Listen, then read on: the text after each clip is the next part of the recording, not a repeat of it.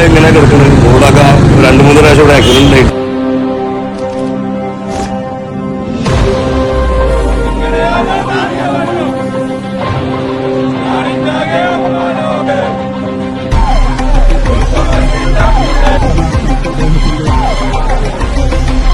അത് യഥാർത്ഥത്തിൽ വെച്ചിട്ടുണ്ടെങ്കിൽ അത് പണി നടക്കാനുള്ള സമയം എന്നോ കഴിഞ്ഞു പോയി. അതാണ്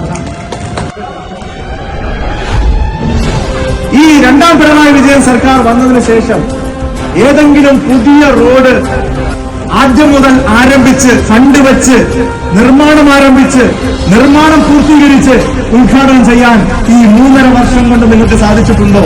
ഒരെണ്ണം പോലുമില്ല എന്നുള്ളതാണ് യാഥാർത്ഥ്യം.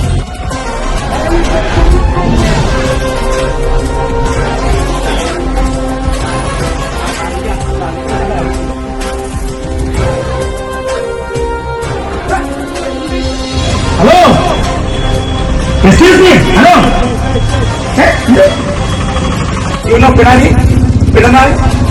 പിണറായി അറിയോ? ഇത് റോഡിന് മാന്തി കുഴിയായി വെള്ളം പോയിക്കൊണ്ടിരിക്കുകയാണ്. സ്വിമ്മിംഗ് പൂൾ എല്ലായിടത്തും കേരളം മൊത്തം റോഡ് സ്വിമ്മിംഗ് പൂൾ.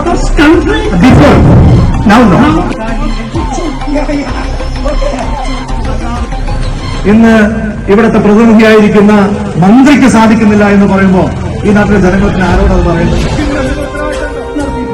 പരിപാടിയുടെ